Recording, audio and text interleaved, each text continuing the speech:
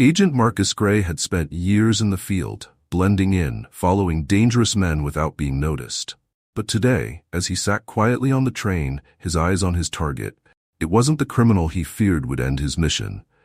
It was the uniformed officer walking down the aisle, his gaze fixed with suspicion. Before we get started, don't forget to like, subscribe, and let us know where you're watching from. Let's dive in. Marcus Gray adjusted his collar as he walked towards the train station, a sense of unease washing over him. He had been on countless undercover missions before, but something about today felt different. As he approached the train platform, the hustle and bustle of passengers surrounded him. People rushing to board, families hugging goodbye, and travelers dragging suitcases behind them. The air was filled with the scent of diesel and the faint aroma of street food vendors near the station entrance. But Marcus had no time to notice these everyday details. Today was critical. As an experienced FBI agent, Marcus had spent the last 6 months gathering intel on a notorious criminal syndicate responsible for a series of high-profile robberies across the country. His target, Vincent Black, was a key player in this syndicate, and today Marcus had one job: to follow Vincent without being detected and observe his next move. Vincent had a reputation for being elusive, and Marcus knew this would likely be his last chance to get close to him before he disappeared for good. Marcus had always prided himself on being able to blend in. His tall, athletic build and sharp, professional appearance didn't stand out in most crowds, and that was by design. But he knew there were always risks involved, especially in situations where racial profiling could come into play. Over the years, Marcus had experienced his share of discriminatory encounters, both on and off the job. The sting of those experiences was never far from his mind, but today he couldn't afford to dwell on them. He had a mission to complete. As he boarded the train, Marcus kept his head down, his expression neutral. He wore a simple gray jacket over a button-down shirt, his FBI badge hidden safely in his inner pocket. The train was packed, and Marcus scanned the crowd quickly, locating Vincent sitting in the second-to-last row. Vincent was reading a newspaper, his hat pulled low over his eyes, but Marcus knew it was him. He recognized the man's build, his distinctive way of tapping his foot in a nervous rhythm. Marcus had studied him for months. Every detail mattered. Choosing a seat several rows behind Vincent, Marcus settled in, careful not to make any sudden movements. He had to stay inconspicuous, blending in with the other passengers. The train's rhythmic chugging soon filled the cabin as it pulled away from the station, its wheels clattering over the tracks. Marcus pulled out his phone, pretending to scroll through messages while keeping one eye on Vincent. His heart beat steadily, but his mind was sharp, alert. The mission was straightforward: follow Vincent, gather intel, and signal backup if necessary. But Marcus knew that no mission ever went exactly as planned. Half an hour into the journey, Marcus's thoughts were interrupted by the sound of heavy footsteps. He looked up discreetly and saw a tall, broad-shouldered officer moving down the aisle. The man's uniform was crisp, his belt weighed down with the usual tools of law enforcement. Marcus had seen officers like him before, men who wore their authority like a badge of honor, but often wielded it with little regard for justice. Marcus shifted in his seat, hoping to avoid the officer's attention. But fate had other plans. Sergeant Doug Reynolds, a patrol officer notorious for his gut instincts, had just boarded the train. Doug prided himself on being able to sniff out trouble, and today his attention was immediately drawn to Marcus. He had been trained to pick up on subtle cues, people who looked nervous, out of place, or suspicious. And to Doug, Marcus checked all those boxes despite doing nothing unusual. Doug's eyes narrowed as he approached Marcus's seat. He towered over the rows, his presence looming like a shadow. His demeanor shifted as soon as he locked eyes with Marcus. To him, it was obvious. This man didn't belong here. He wasn't like the other passengers, and Doug's bias began to cloud his judgment. He had encountered men like Marcus before, men who, in his mind, always had something to hide. Marcus, sensing the officer's approach, remained calm. Years of experience had taught him how to handle situations like this, but that didn't stop the flicker of unease that settled in his chest. He had a mission to complete, and an interaction with a suspicious officer wasn't part of the plan. But he couldn't avoid it. Doug stopped in front of Marcus, crossing his arms. His expression was one of mild disdain, as if he had already made up his mind about Marcus before even speaking to him. "You," Doug said, his voice authoritative and tinged with accusation. "What are you doing here?" Marcus looked up slowly, keeping his face neutral. "Just traveling, officer," he replied smoothly. "Is there a problem?" Doug's eyes flicked over Marcus's appearance, taking in the clean-cut look, the expensive shoes. Something about it didn't sit right with him. "Let me see some ID," Doug demanded, his tone leaving no room for argument. Marcus felt the familiar frustration rise inside him, but he kept his emotions in check. He knew better than to escalate the situation. Slowly, he reached into his jacket pocket and pulled out his wallet, handing over his driver's license. Doug snatched it from him without a word, studying it intently. Marcus waited, his heart beating steadily, even as he watched Doug's eyes narrow further. The officer's suspicion seemed to grow, despite the perfectly valid ID in his hand. Prejudice, Marcus knew, didn't need a reason to flourish. "This doesn't seem right," Doug muttered, more to himself than to Marcus. He flipped the card over, examining it as if it were a forgery. "What are you hiding?" "I'm not hiding anything," Marcus replied calmly. "I'm just on a trip." But Doug wasn't listening. His mind was already made up. The officer's face hardened as he handed the ID back, but there was no relief in the gesture. Instead, Doug stepped back and reached for his radio, his eyes never leaving Marcus's face. "Stand up," Doug ordered, his voice firm. "You're coming with me." Marcus knew that arguing would only make things worse. His cover was too important, and any protest could put his mission in jeopardy. He stood slowly, his eyes meeting Doug's. The other passengers watched in silence, their gazes filled with confusion and unease. No one spoke up, no one intervened. It was the kind of quiet complicity that Marcus had encountered too many times before. Doug roughly pulled Marcus's hands behind his back and snapped handcuffs onto his wrists. The cold metal bit into Marcus's skin, but he kept his face expressionless. He could feel the weight of the stairs around him.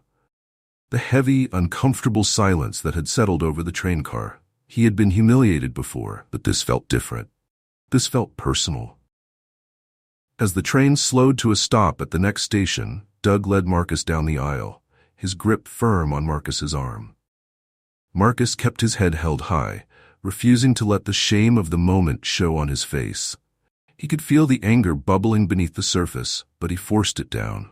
There would be time to address this later. For now, he had to endure. The station buzzed with the usual clamor of police officers going about their day. Phones rang, officers chatted over paperwork, and the sound of keys jingling filled the background. However, as Marcus was led through the entrance of the precinct, handcuffed and flanked by Sergeant Doug Reynolds, the atmosphere seemed to shift. A few officers glanced up from their desks, some curious, others indifferent, but all aware of the unusual situation. Marcus kept his head up, his face calm and unreadable. Internally, though, the weight of the day's events pressed down on him. He was a professional, well acquainted with tension and moments of injustice. However, it was a different experience when it was directed at him. A man who had sworn to uphold the law, now being treated like a criminal. Doug's grip tightened around Marcus's arm as he guided him through the precinct halls. He seemed to relish the power of having someone, particularly a black man, under his control. Marcus had seen men like Doug throughout his life, people whose authority came with arrogance, bolstered by their biases. Doug didn't see Marcus as an individual or an FBI agent. He saw what he wanted to see. A man to be subdued, questioned, and judged before any facts were known. The journey to the holding area felt long, not because of the distance, but because of the gravity of the situation. Marcus could hear his own steady breath, the sound of his shoes tapping against the cold tile floor, and the occasional murmurs from nearby officers. All the while, he replayed the encounter on the train in his mind, analyzing every detail. He could have revealed his badge, his real identity as an FBI agent, but that wasn't an option. Not yet. His mission required discretion, and blowing his cover now would jeopardize months of work. Still, the sting of being unjustly arrested gnawed at him. As they reached the processing area, Doug's superior, Officer Jamie Morales, stood waiting with a clipboard. Morales was younger, his uniform still crisp with the sharp edges that came from less time spent in the field. He looked Marcus up and down, then shot a questioning glance at Doug. "Who's this?" Morales asked, raising an eyebrow. His voice wasn't accusatory, just puzzled. Doug gave a slight shrug. "Picked him up on the train, acting suspicious, couldn't verify his ID, you know the type." Morales hesitated, glancing at Marcus's calm demeanor. "You sure about that? He doesn't look like the usual troublemaker." Marcus had to give Morales credit for at least questioning the situation, but it was clear who had the authority in the room. Doug brushed off the remark with a dismissive wave of his hand. "Trust me," Doug said confidently. "I've got a good instinct for this. His papers are probably fake." Morales shrugged and began filling out the paperwork, clearly choosing not to press the issue. It wasn't unusual for him to defer to Doug, who had been around longer and had a reputation, albeit a controversial one, for his gut feelings. Once the paperwork was completed, Marcus was roughly guided to a nearby table where his fingerprints were taken. He knew the process well. He had been on the other side of it many times, watching suspects as they went through the same motions. But this time, the ink on his fingertips felt colder, the grip of the officer more impersonal. The holding cell they placed him in was small, dimly lit, and had the faint smell of bleach and sweat. Marcus sat on the hard bench, staring at the barred door in front of him. He could hear distant sounds from the precinct, the clinking of metal keys, the muffled conversations of officers, and the occasional click of a radio. Time seemed to slow as he waited, but Marcus remained composed. He had no doubt that the system would eventually confirm his identity. He wasn't worried about the legal ramifications of the arrest. It was the injustice and indignity of it all that burned inside him. He had done everything by the book, and still, here he was, trapped in a system that wasn't immune to prejudice.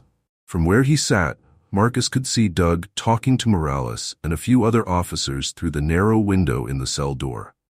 Doug's posture was relaxed, his face smug as he gestured animatedly, likely spinning the narrative to make himself look like the hero of the hour. Marcus felt a flicker of anger rise within him, but he pushed it down. Patience, he reminded himself. Patience. Minutes stretched into an hour. Marcus could hear the occasional murmur of officers passing by, some taking a curious glance into the cell as they walked by. But no one stopped to question why he was there. No one bothered to ask if Doug's instinct had been wrong. It was easier to follow the path of least resistance. Finally, the door to his holding cell creaked open. Doug appeared again, his expression as arrogant as ever. He stepped inside, crossing his arms as he stood in front of Marcus. Well, Doug said, his tone dripping with false authority. "I hope you're ready to start talking. We've got some questions for you, and I suggest you start answering them if you don't want this to get worse." Marcus's mind raced. He could feel the weight of the situation, knowing that Doug was fully prepared to make his life miserable, at least until the truth came out. But Marcus wasn't going to give him the satisfaction of seeing him rattled. "What exactly do you think I'm hiding?" Marcus asked calmly, his voice even. Doug snorted, pacing in front of him like a predator circling its prey. "You're hiding something. I don't know what yet, but guys like you always are. So why don't you make this easier for yourself and tell me what's going on?" There it was again. Guys like you. Marcus had heard that phrase too many times in his life. It was the kind of language that spoke volumes about Doug's mindset, about the assumptions he was making based on nothing more than Marcus's skin color and the fact that he didn't fit into Doug's narrow understanding of who belonged where. But Marcus remained composed, his face a mask of calm. "I'm not hiding anything, officer. I'm just a man trying to get from point A to point B." Doug's smirk faltered slightly, but he quickly recovered. "You expect me to believe that? People like you don't just sit quietly on trains with no reason. You've got something to hide, and I'm going to find out what it is." Marcus felt a wave of frustration, but he kept his voice steady. "You're making a mistake." Doug leaned in closer, his eyes narrowing. "I don't make mistakes." With that, he turned and left the cell, the door slamming shut behind him. Marcus exhaled slowly, his jaw clenched. He had no choice but to wait. Doug's arrogance would catch up to him soon enough. Marcus knew that once his fingerprints went through the system, the truth would be revealed, and Doug would be forced to confront his own bias. Until then, Marcus would remain patient, knowing that justice, in its own way, would come. Meanwhile, in the main office, Doug ran Marcus's fingerprints through the police database. He fully expected to find some criminal record, some justification for his actions. He was confident that his instincts, sharpened by years of patrolling and profiling, would be validated. But as he watched the screen, his confidence began to waver. The system was taking longer than usual to process the fingerprints. Doug's smug expression slowly faded as the minutes ticked by. He glanced around, trying to maintain an air of authority, but a small seed of doubt had been planted. What if he had been wrong? What if this man wasn't a criminal? His fingers tapped impatiently on the desk as he stared at the computer screen. Finally, the results appeared and Doug's eyes widened. His breath caught in his throat as he read the words, FBI Special Agent Marcus Gray. For a moment, Doug couldn't move. His mind raced, struggling to process what he had just seen. This man, this person he had humiliated in front of a train full of passengers, was not just an innocent traveler, but a federal agent. And worse, Doug had acted on nothing but his own prejudices. His heart began to race as the weight of the situation crashed down on him. He could feel the eyes of his colleagues on him, and suddenly, the power and authority he had wielded so confidently felt like a fragile shield. Sergeant Doug Reynolds stood frozen in front of the computer screen, the revelation of Marcus Gray's identity crashing over him like a tidal wave. FBI Special Agent. Those three words seemed to echo in his mind, louder than the bustling noise of the precinct around him. His throat went dry, and his pulse quickened. It felt as if the floor had fallen out from beneath him. The smug arrogance that had carried him through the day now melted into a pool of cold fear. Doug glanced over his shoulder, half expecting someone to already be watching, waiting to pounce on his mistake. For months, his ego had inflated with every small power trip, every hunch that led to a petty arrest. Now, his career was dangling by a thread because of an assumption, a bias, and a colossal mistake. He had profiled a black man, jumped to conclusions, and made a spectacle out of it. Worse, that man was an FBI agent. He felt his palms sweat as he quickly exited the results window, trying to process the gravity of what he had done.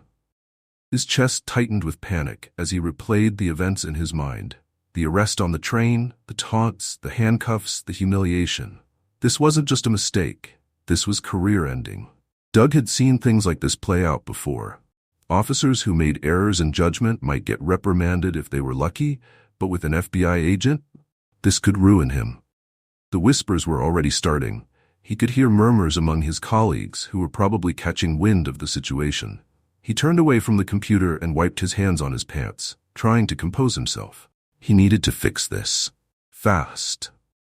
Meanwhile, in the small, dimly lit interrogation room down the hall, Marcus sat alone at a cold metal table. His hands, still cuffed, rested in front of him as he stared at the sterile gray walls. His expression calm, but his mind working through the events of the past few hours. The air was thick with the staleness of institutional neglect. Cigarette smoke from the break room seeped through the walls, and the hum of the building's old ventilation system filled the silence. He had been in rooms like this hundreds of times, but never in the seat he now occupied. The irony wasn't lost on him. He had dedicated his life to fighting for justice, yet here he was, sitting in a jail cell, the victim of racial profiling and systemic injustice. He had been subjected to the kind of humiliating treatment that he had seen ruin people, good, innocent people. The difference was, Marcus had the training and patience to withstand it. But even for him, there was only so much tolerance for this kind of blatant discrimination. He closed his eyes briefly, letting his mind wander back to the moments before the arrest. His mission, he couldn't forget the mission.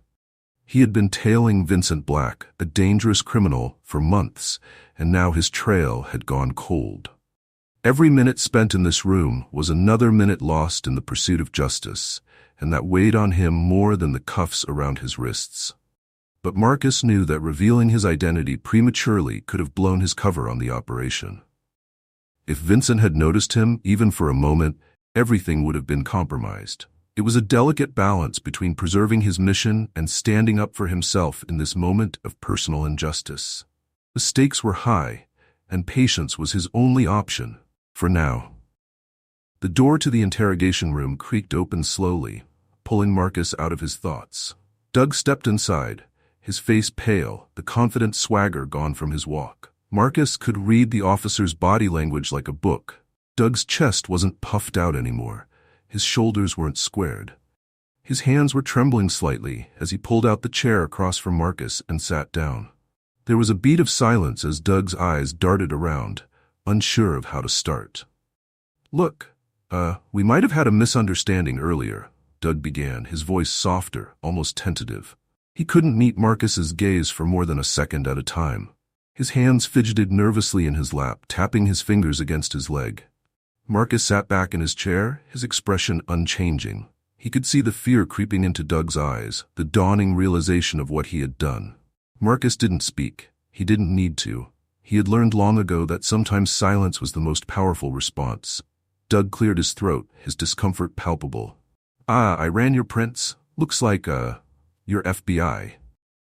The weight of those words hung in the air between them. Marcus watched as Doug struggled to maintain composure, knowing full well how badly he had mishandled the situation.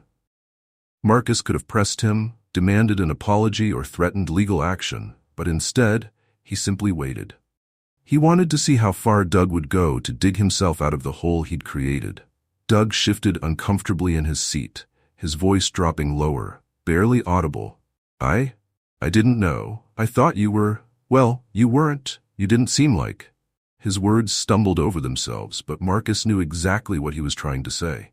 Doug had made an assumption based on race, class, and preconceived biases. He had seen a black man sitting alone on a train, and his mind had filled in the blanks with stereotypes. Finally, Marcus leaned forward slightly, breaking the silence with a calm but measured voice. "What did you think I was?" Doug opened his mouth to respond, but no words came out. The silence stretched on, thick with tension. Marcus kept his gaze steady, unflinching. This was a moment Doug needed to feel, really feel. After what seemed like an eternity, Doug muttered, "I thought you might have been involved in something. I didn't mean." Marcus cut him off, his voice sharp but controlled. "You didn't mean to arrest me? To humiliate me in front of everyone on that train? To drag me in here, handcuffed, because you thought I fit some kind of profile?" Doug flinched at the words, shame creeping across his face. He had no defense, and he knew it. Marcus continued, his voice calm but laced with a quiet intensity. "You didn't even check my ID before deciding I was guilty. You didn't ask any questions. You saw a black man and decided I didn't belong there. You assumed the worst." Doug shifted uncomfortably in his seat, his eyes fixed on the table between them. I was wrong," he muttered. "I'm sorry." The apology hung in the air, weak and hollow. Doug's regret was real, but it wasn't enough. It wasn't just about the arrest, it was about the system that allowed someone like Doug to feel justified in his actions. A system that perpetuated stereotypes, fed into biases, and encouraged officers to act on hunches rather than facts.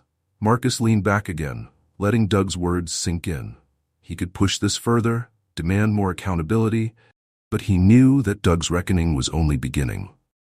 The truth was out, and the consequences would follow in due time. Outside the room, the buzz of the precinct continued. Officers walked past, some curious about the man in the cell, others indifferent to the unfolding drama. Doug stood slowly, his hands shaking as he gathered his composure. He didn't know what to say next, and there was no salvaging the situation. He nodded stiffly to Marcus, his lips pressed together in a thin line. I'll get the paperwork sorted," Doug said quietly before turning and leaving the room. Marcus remained seated for a moment after Doug left, his mind processing the events of the day. He could feel the fatigue settling in, but he wouldn't let it show. He had endured, as he always did, and now the weight of the moment began to lift. The system had tried to break him, but he was still standing. His mission was still at the forefront of his mind. As he rose from his seat and stretched, he knew that he had to return to the task at hand. Vincent Black was still out there, and despite everything that had happened, Marcus wasn't going to let this setback derail his work. The criminal he was hunting wouldn't wait, and neither would Marcus. As Marcus Gray walked out of the interrogation room, a wave of weariness hit him. The day had been long and filled with the kind of frustration that burrowed deep into your bones. He had endured Doug's humiliation, the stifling atmosphere of the holding cell, and the waiting, the interminable waiting. But now, the truth was out. He was free, and Doug's false assumptions and prejudice had been laid bare for everyone to see. The precinct was alive with the usual noise, phones ringing, officers shuffling paperwork, the clatter of keyboards, but Marcus could feel the eyes of the officers on him as he made his way toward the exit. He knew what they were thinking. Word must have spread quickly about who he was, about Doug's mistake, and about the ramifications that were likely to follow. They all watched in silence, their curious stares lingering on him, but no one said a word. Outside, the evening air was cooler, offering a brief respite from the stuffy confines of the station. Marcus took a deep breath, inhaling the crisp air and letting it settle his nerves. The sky was starting to darken, with hues of deep purple and orange spreading across the horizon. He checked his watch and realized how much time had slipped away. His target, Vincent Black, would be long gone by now, and any hope of tracking him had been lost with it. This mission was a bust. He pulled out his phone, ready to call his handler and inform them of the situation. As he dialed the number, the thought of how close he had come to a breakthrough gnawed at him. Vincent had been right there, within reach, but Marcus's arrest had torn that opportunity away. The criminal world didn't wait, and neither would Vincent. By now, he would have slipped further into the shadows, making his next move in a world Marcus had to fight to infiltrate. The call connected. "Agent Gray?" a voice on the other end said.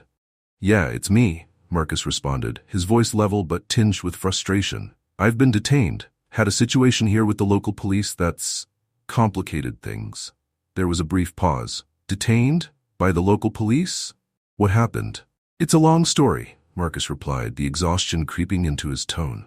"Bottom line is, I've lost Black's trail. He was on the train, but after I was brought in, I couldn't continue the surveillance. I'm going to need to regroup." The voice on the other end sighed. "Understood. We'll review what happened. Come back in, and we'll figure out the next steps." "Will do," Marcus said before hanging up. He stood there for a moment, phone still in hand, staring at the people moving around him. Passengers getting on and off trains, vendors closing up shop, commuters rushing to make it home. It was the normal ebb and flow of the city, but after what he had been through, it all felt distant. The world kept spinning, oblivious to the injustice he had just experienced. As Marcus turned to leave the station, his thoughts drifted back to Doug. He had dealt with prejudice before, but something about this encounter had left a deeper scar. It wasn't just the arrest, it was the way Doug had treated him with such casual disdain, as though Marcus's life and dignity didn't matter. And Doug hadn't been the only one.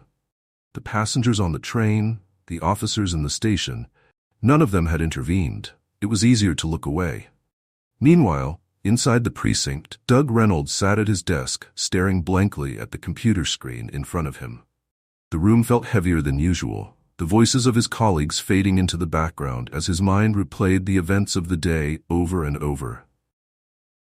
His throat was tight, and the knot of anxiety in his stomach had only grown since he had left Marcus in the interrogation room.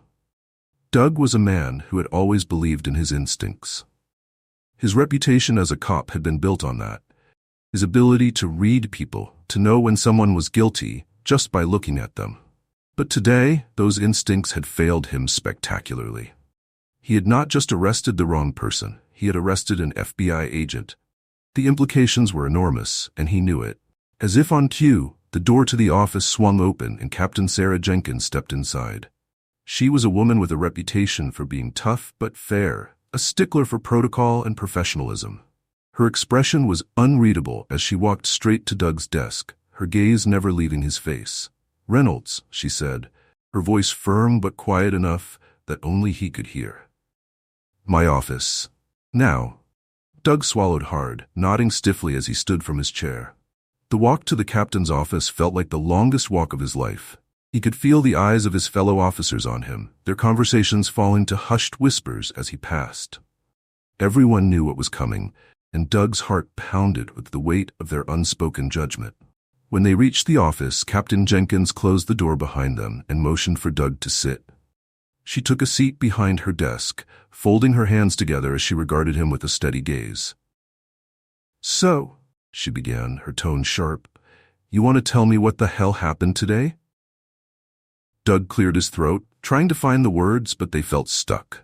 His mind was racing, scrambling to find an explanation, but none of them sounded good enough.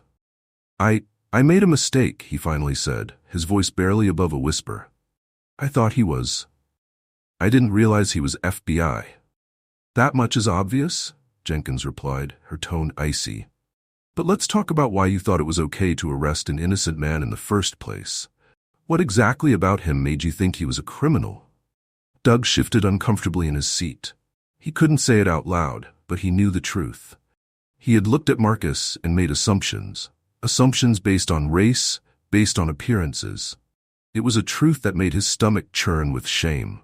"He was acting suspicious," Doug said weakly. "I thought—" Jenkins cut him off.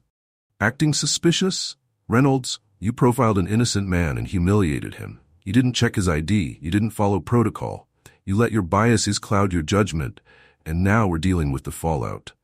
Doug's mouth went dry. He had never seen Jenkins this angry before, and the realization of just how deeply he had screwed up was hitting him like a freight train. "You've put this entire precinct in a bad position," Jenkins continued. "This is going to reflect on all of us, and it's going to come down hard on you. There will be an internal investigation, and I suggest you prepare yourself for the consequences." Doug's chest tightened. His mind raced, thinking of all the things that could happen: suspension, reprimand, possibly even losing his job. The thought of facing the scrutiny of his colleagues, of his superiors, of the public, it was overwhelming. "I'm sorry," Doug said, his voice small and defeated. "I didn't mean for it to go this far." Jenkins leaned back in her chair, her expression softening slightly, but the disappointment in her eyes was clear. "Doug, being sorry isn't going to fix this. What you did today goes beyond a simple mistake. You need to take a long, hard look at yourself and figure out why you made those choices." Doug nodded, feeling the weight of her words pressing down on him. He knew she was right. He had let his biases dictate his actions, and now he had to face the consequences. Outside, Marcus continued walking, his mind still reeling from the day's events. He had been tempted to press charges to make Doug pay for what he had done, but he knew that wasn't the solution. The issue went far beyond Doug. It was systemic, ingrained in the fabric of the very institution Doug represented. As he walked toward the parking lot, Marcus felt his phone vibrate in his pocket. He pulled it out and saw a text from his colleague, Agent Amanda Park. "Hey, heard what happened? You okay?" Marcus paused for a moment before typing his reply. "Yeah, I'm good. Just need to process it." The response came quickly. "Let's grab a drink later. You shouldn't have to process this alone." Marcus smiled faintly, grateful for the support. "Sounds good. I'll catch up with you soon." As he tucked his phone back into his pocket, Marcus knew that the day wasn't over, but the worst of it was behind him. He would continue to fight for justice, not just for himself, but for everyone who had been through what he had experienced today. The road ahead was long, but Marcus was determined to keep walking it. Doug Reynolds sat in his car in the precinct parking lot, the engine off, staring blankly at the steering wheel. The weight of the conversation with Captain Jenkins lingered like a lead ball in his stomach, heavier now than when he first sat down. The internal investigation was looming, and the reality of what he had done was beginning to sink in fully. For years, Doug had moved through life with the confidence of someone who believed he had everything figured out, but today had shattered that illusion. He was no longer sure of anything. Every decision he had made, every action he had taken, had led to this moment of reckoning. He had always told himself that he was a good cop, that his instincts were sharp, that he was making the streets safer. But now, as he replayed the arrest over and over in his head, Doug couldn't shake the image of Marcus's calm face, unmoved, patient, and dignified even in the face of such humiliating treatment. Doug's phone buzzed, pulling him out of his thoughts. He glanced at the screen. It was a text from one of his colleagues. "The FBI's gonna bury you for this, man." Doug winced. He hadn't even thought about how far this could go. The FBI was a powerful institution, and the fact that he had wrongfully arrested one of their agents could lead to severe consequences. not just for him, but for the precinct as well. The media could get involved. The whispers among his colleagues would turn into full-fledged gossip. His reputation, his career was crumbling before his eyes. He thought back to Marcus's quiet, composed face during their conversation in the interrogation room. Doug had expected anger, retaliation, even threats, but Marcus had given him none of those. Instead, his silence had spoken volumes, leaving Doug to fill in the blanks of his own wrongdoing. And the worst part? Marcus hadn't pressed charges. He hadn't sought vengeance. Doug's heart sank further. It was as though Marcus understood something about justice that Doug had never grasped. Justice wasn't about power or dominance. It wasn't about proving you were right. It was about fairness, equality, and seeing people for who they truly were, not for the assumptions you made about them. As that realization washed over Doug, the weight of his guilt grew unbearable. He had spent his career acting on instincts that weren't always right, making snap judgments about people based on appearances. And today, it had backfired in the most public and humiliating way possible. Doug knew, deep down, that Marcus wasn't the first person he had treated unfairly, but he was determined to make sure Marcus would be the last. Elsewhere in the city, Marcus Gray sat at the corner table of a quiet bar, nursing a glass of whiskey. The dim lighting and the soft murmur of other patrons gave the space a relaxed atmosphere. His mind, however, was still spinning from the events of the day. Across from him, Amanda Park, his fellow agent, sat with her own drink in hand, her expression filled with concern. "You sure you're okay?"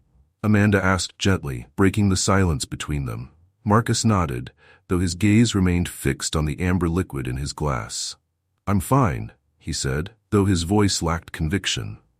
"I'm used to this sort of thing." Amanda frowned. "That doesn't make it right, Marcus." He finally looked up, meeting her gaze. Her concern was genuine, and Marcus appreciated that. Amanda had been his partner on several cases, and they shared a mutual respect for each other's abilities. She had heard what happened with Doug, and the moment she'd found out, she'd insisted on meeting him to talk about it. "I know it doesn't," Marcus admitted, exhaling a long breath. "But it's not the first time something like this has happened, and it won't be the last."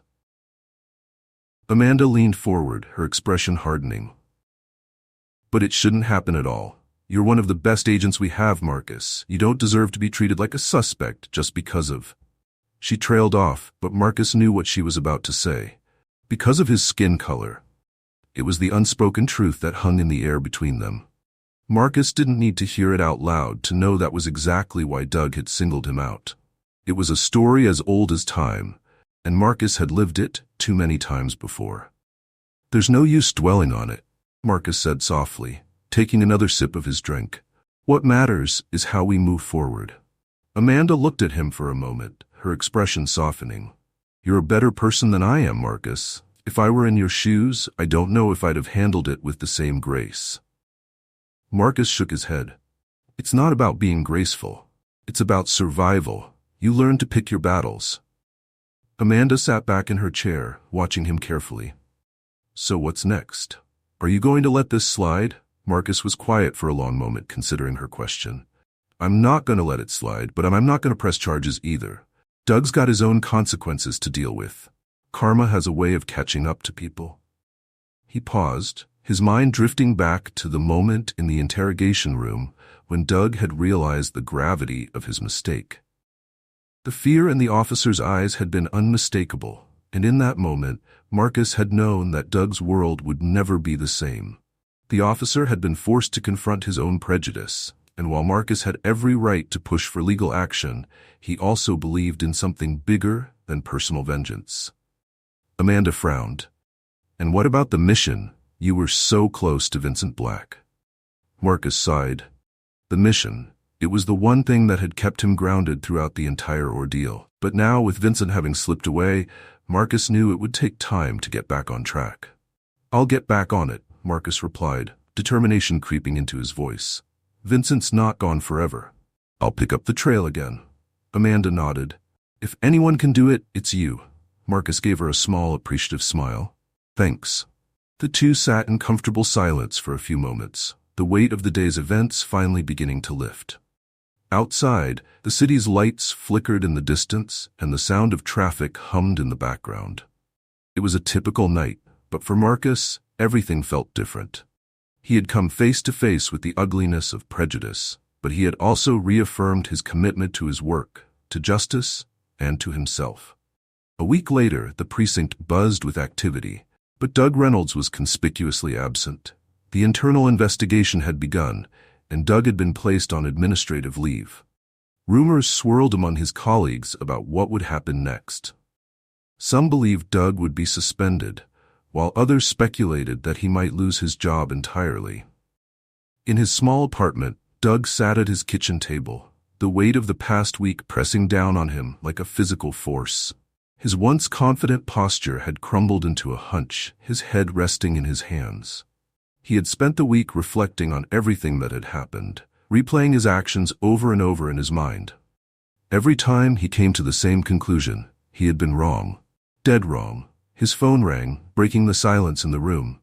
Doug stared at it for a moment before picking it up. It was a number he didn't recognize, but something told him to answer. "Hello?" Doug's voice was low, almost timid. "Reynolds, it's Marcus Gray." Doug's heart skipped a beat. He hadn't expected to hear from Marcus again. He hadn't known what to say or how to apologize properly. Agent Gray, Doug started, but Marcus cut him off. "You don't need to say anything," Marcus said, his tone firm but calm. "I just wanted to let you know that I'm not pressing charges, but that doesn't mean there aren't consequences." Doug swallowed hard. "I understand. I hope you do," Marcus replied, "because this isn't just about what happened to me. It's about how you see people, how you treat people. You can't go through life making judgments like the one you made that day. It'll destroy you." Doug nodded, even though Marcus couldn't see him. "I know, I'm trying to figure it all out." Marcus was silent for a moment before he spoke again. "Karma works in mysterious ways, Reynolds. You've got a lot to answer for, but that's not my burden to carry. I hope you find a way to be better." And with that, the line went dead. Doug sat there, holding the phone in his hand, staring at it for what felt like an eternity. He knew that Marcus was right. He had a lot to answer for, and the only way forward was to confront his own biases and begin the long road to redemption. As Marcus hung up the phone, he looked out the window of his apartment, the city skyline glowing under the night sky. He had walked through fire and come out on the other side stronger. Doug's fate wasn't his concern anymore. He had a new focus now: finding Vincent Black and bringing him to justice. But more than that, Marcus knew he had a responsibility to continue fighting the larger battle. The battle against prejudice, against injustice, and against the system that allowed people like Doug to thrive unchecked. And he wasn't going to back down. Not now. Not ever. Thanks for joining us. If you enjoyed this story, don't miss the next one. Click on the video now to watch. We appreciate your support, and we'd love to hear your thoughts in the comments.